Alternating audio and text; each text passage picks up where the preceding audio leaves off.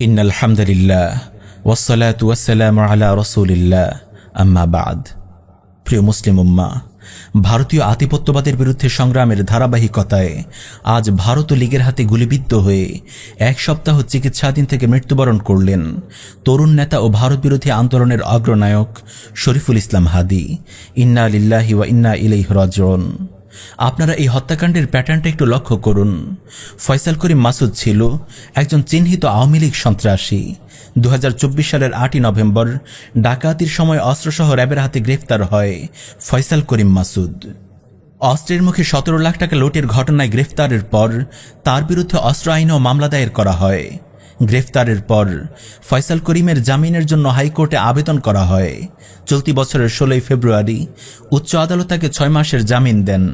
পরে চলতি বছরের 12ই আগস্ট জামিনের মেয়াদ বাড়ানোর জন্য পুনরায় আবেদন করা হলে নতুন করে 1 বছরের জামিন মঞ্জুর করে উচ্চ আদালত।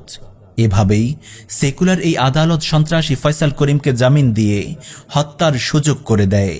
অথচ এই জেলেই এখনো অসংখ্য নিরপরাধ আলেম ও মুজাহিদ বন্দী ও জুলুমের শিকার।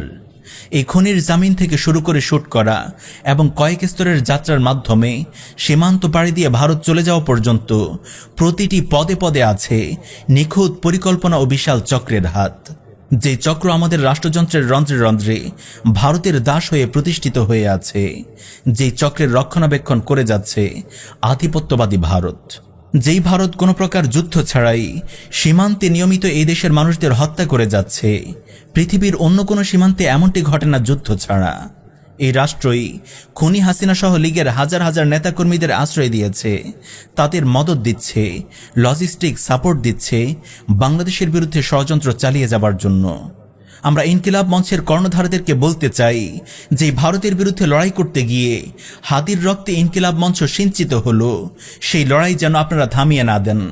এই লড়াইয়ে আপনারা পুরো দেশবাসীকে সাথে পাবেন, এই লড়াইয়ে আপনারা একা নন। তবে মনে রাখবেন, সেকুলার রাষ্ট্র কাঠামো আজ ভারতীয় আধিপত্যের সামনে অসহায়।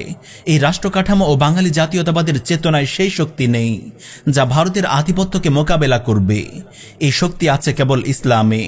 ইসলামই পারে ভারতের আধিপত্যের বিরুদ্ধে এই দেশের মানুষদের কার্যকর ও শক্তিশালী প্রতিরোধের প্রেরণা দিতে। ভালো করে বুঝে নিন, সেকুলার এই বিচার ব্যবস্থা কখনোই হাদির হত্যার বিচার নিশ্চিত করতে পারে না, বরং এই বিচার ব্যবস্থাই হাদির খুনিকে তৈরি করেছে। সরাসরি বিচার ব্যবস্থা থাকলে আজ খুনিদের ওপর প্রকাশ্য কিসাসের বিধান বাস্তবায়ন হতো, যেমনটা হয়েছে ইমারত ইসলামিয়া আফগানিস্তানে। একমাত্র কিসাসই পারে খুনিদের অস্তিত্বকে বিনাশ করতে। আপনারা এটা মাথায় গেঁথে নিন, সর্বদিক থেকেই আমাদের দরকার ইসলাম, আমাদের প্রয়োজন শরিয়ার শাসন ব্যবস্থা। ইসলামই পারে ভারতীয় আধিপত্যবাদকে মোকাবেলা করতে, শরিয়ার শাসনই পারে বিপ্লবীদের নিরাপত্তা নিশ্চিত করতে।